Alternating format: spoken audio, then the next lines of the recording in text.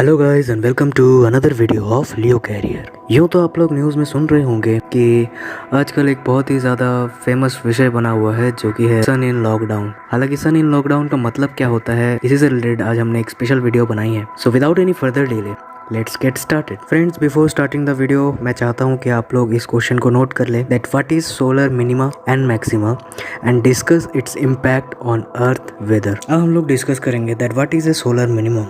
The sun is said to have gone into a state called the solar minimum and is about to enter the deepest period of sunshine recession as sunspots are virtually not visible at all.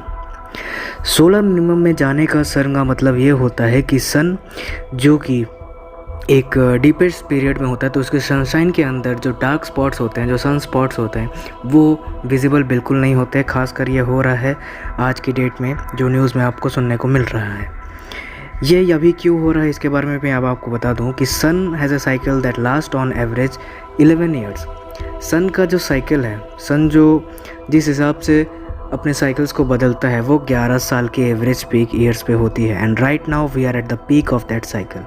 और इस वक्त जो है हम लोग उस cycle के peak पर हैं। एवरी 11 ईयर्स और सो सन स्पॉट्स फेड अवे। हर 11 साल के अंदर सन स्पॉट्स जो हैं वो फेड कर जाती है, वो हट जाती हैं सन से, bringing a period of relative काम। और इसके बाद सूरज जो है वो धीरे धीरे ठंडा होने की कगार पे रहता है। This is called the solar minimum. इसी को सोलर मिनिमम कहा जाता है।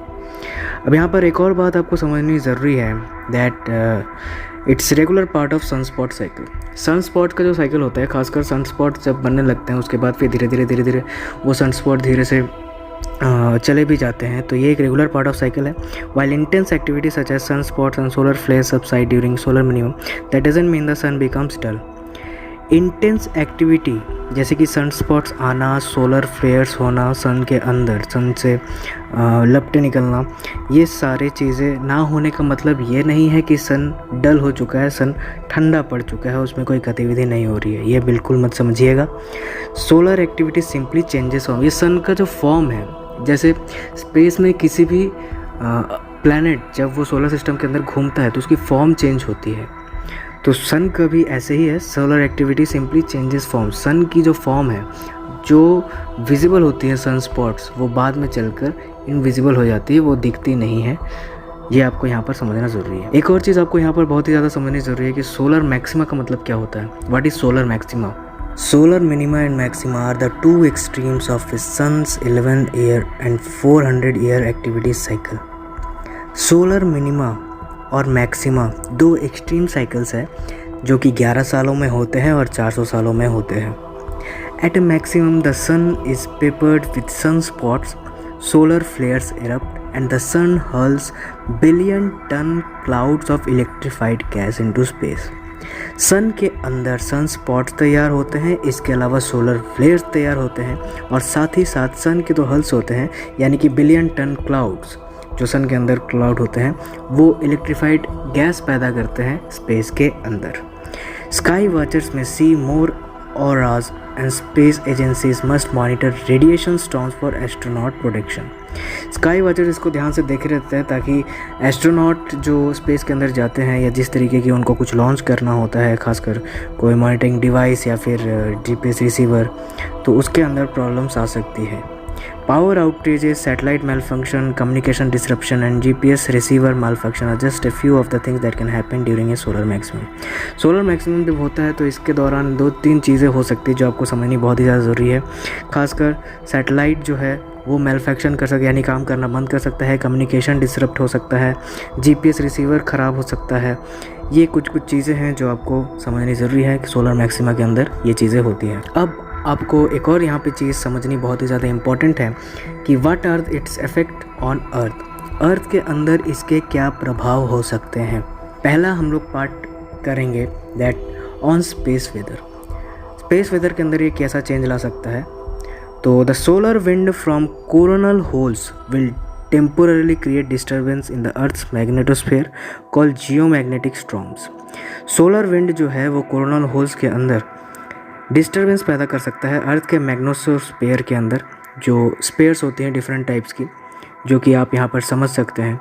वहाँ पर ये स्टॉर्म्स ला सकती है, जियोमैग्नेटिक स्टॉर्म्स ला सकती है, जिसके कारण क्या होता है कि कम्युनिकेशन और नेविगेशन सिस्टम जो पृथ्वी के अंदर काम कर रहे हैं उनके अंदर बहुत ही ज़्यादा डिसरप्शन आ सकता है या प्रॉब्लम आ सकती है। एक और चीज़ जो यहाँ पर आपको समझनी ज़रूरी है, the space weather during solar minimum will also affect earth's upper atmosphere on satellites in low orbit changes.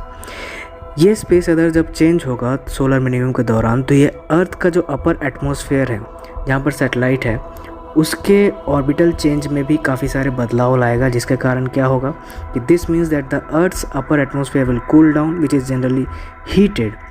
जो अर्थ का एटमॉस्फेयर है जो जनरली हीट में होता है वो कूल डाउन हो जाएगा। However, the heat at the upper atmosphere of our planet helps Earth to drag debris and keep the low Earth orbit cleared of man-made space junk. ये जो अपर एटमॉस्फेयर के अंदर हमारा प्लैनेट काम कर रहा है, तो अर्थ क्या करता है, वो सतह के अंदर डेब्रिस पैदा करता है, डेब्रिस को वहीं तक रोक लेता है, तो जिसके कारण क्या होता है कि मैन मेड द्वारा जो पॉल्यूशंस या जिस लेवल का जंक किया जाता है एटमॉस्फेयर के अंदर वो ऊपरी सतह तक नहीं जाता। Apart from this the solar minimum will change the space weather significantly which will lead to an increase in the number of galactic cosmic rays that reach Earth's upper atmosphere। अगर solar minimum के दौरान space weather के कारण बहुत ही ज़्यादा changes आते हैं तो इससे गैलेक्टिक कॉस्मिक रेज यानी गैलेक्सी से जो कॉस्मिक रेज आ रही हैं उनके अंदर काफ़ी बदलाव आ सकता है, खासकर अर्थ के अपर एटमॉस्फेयर पे। These galactic storms, cosmic rays, are high energy particles which are a result of distant supernova explosions and other violent events in the galaxy। ये जो कॉस्मिक रेज है ये हाई एनर्जी पार्टिकल्स को produce करती है बाहर, जिसके कारण क्या होता है कि सन की जो मैग्नेटिक फील्ड्स होती हैं वहाँ पर डिस्टेंट सुपरनोवा एक्सप्लोजन्स होते हैं। आपने देखा होगा कई बार पिक्चर्स में जहाँ पर सन के सतह के अंदर बहुत ही ज़्यादा ब्लास्ट या क्या किया जा सकता है, एक तरीके का बम फूटना जिसे कहा जा सकता है, वहाँ पर एक्सप्लोजन्स होते रहते हैं और साथ में वायलेंट इवेंट्स भी होते हैं गैलेक्सी के अंदर। ये आपको बहुत ही ध्यान से समझनी ज़रूरी है। सेकेंड चीज़ जो इम्पैक्टफुल होगी वो है एस्ट्रोनॉट्स के ऊपर। According to NASA, the sun's magnetic field weakens and provide less shielding from these cosmic rays during a solar minimum, which will directly increase the threat to astronaut traveling through space।